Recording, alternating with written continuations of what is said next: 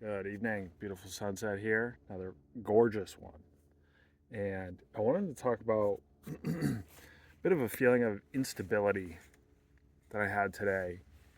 And I guess just capture a couple things, see what comes up, learnings in the process. I had another call with the same guy that I chatted with, yes, 2 days ago. Time is kind of a blurry mix right now. And we talked more about ideas. He had some ideas for me, which I really appreciated. But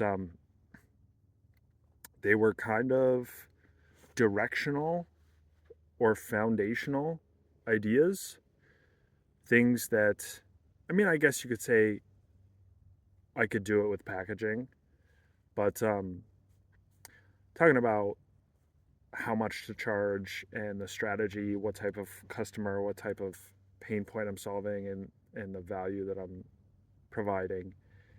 And I I think I still want to, I don't know, look into this, but I want to see how I can basically differentiate myself as not just another commodity. Oh, I'm just just another outlier tool that you can use to find outlier videos for your YouTube channel that everybody else is doing. Um, and it made me have to think a lot about what my positioning is, what my strategy should be going forward. And it was kind of funny because literally this morning I came up with a more defined strategy for my um, software going forward because I realized that I'm waiting for just a couple more testimonials to come in, but I've already gotten uh, maybe 10 people who have messaged me with messages that are essentially social proof already. And so I was like, what am I waiting for? I'll ask for their consent to use the messages, but um, the validation is already there. Like in this early stage of launching something, I think what is most necessary is just getting a handful of testimonials that are just used as social proof. Like you just need some social proof to get you started. That's my understanding. You know, I was making a video earlier today where I was like, I'm looking for this perfect testimonial.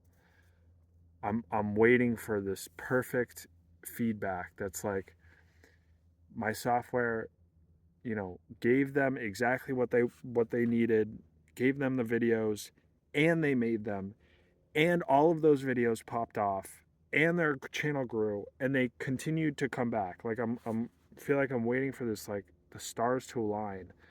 Whereas I have social proof already, and so what I'm noticing throughout this process is that see, I want to be careful here because I don't want to like label myself as something, but a pattern that I've been noticing is that how do I phrase this?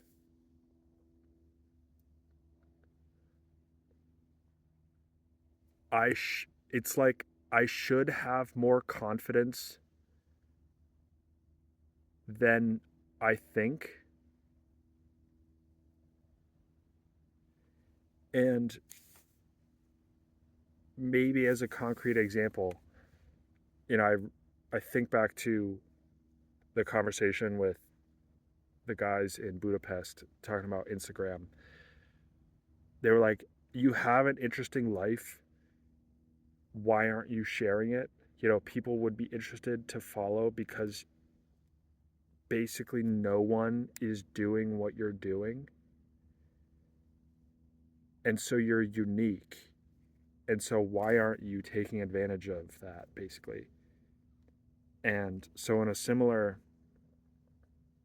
and the amount of confidence, honestly, the amount of self-confidence that I've gained in the past 6 weeks from posting on Instagram is kind of wild,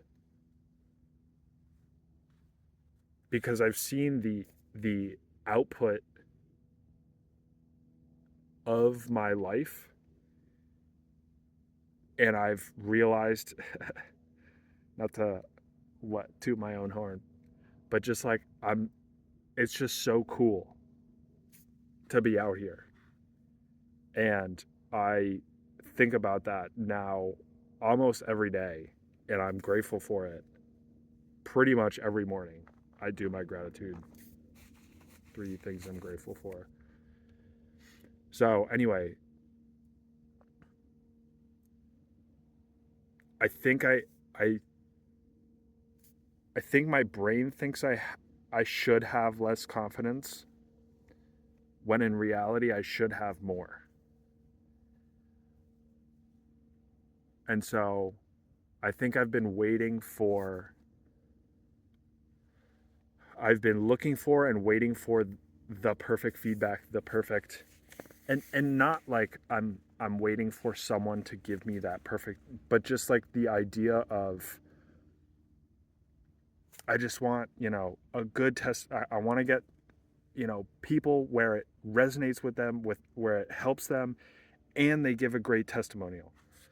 Um, Whereas I think if I had more confidence that I should have, I would see all of the little pieces of more informal messages and um, things back and forth that are like, other people need to know about this because it's landing with these people. And sure, they haven't given a formal, to the T testimonial, whatever, but um, it's time to move on, basically.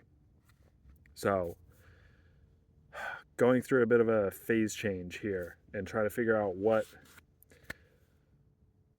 the future looks like, basically how I want to go public with this, not IPO. I wish. Um, but how I want to position myself, what type of customer do I want to attract the most, um, and like how do I go forward from here, basically. And so I have some ideas, but these are all questions that are not like, oh, yeah, you just have to do Control D on the Google Sheets cell, and then you do that a couple times, and then you just repeat that for every row. It's like, these are like directional changes and questions um, that can change a lot. So, anyway, not always uplifting thoughts, I guess you could say, but it sure as heck has been an uplifting place to have those non-uplifting thoughts. So anyway, what else was I going to say?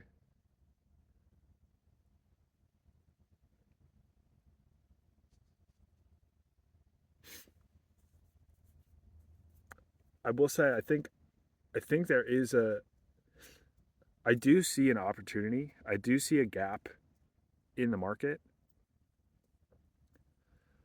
but it's right now it's still fuzzy. It's still cloudy, and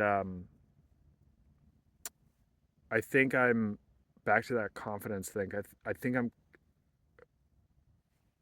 consciously or unconsciously comparing myself to competitors and other people that are helping the same customer get to the same end goal.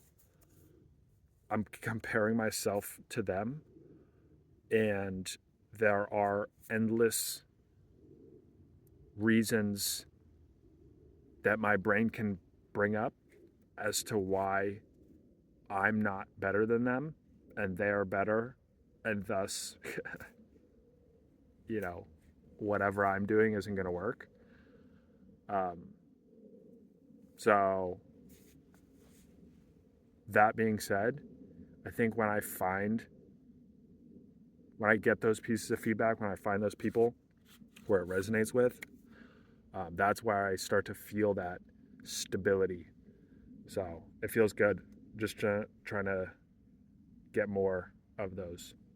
Anyway, I hope this makes sense. Maybe there's a lesson in there with self-confidence.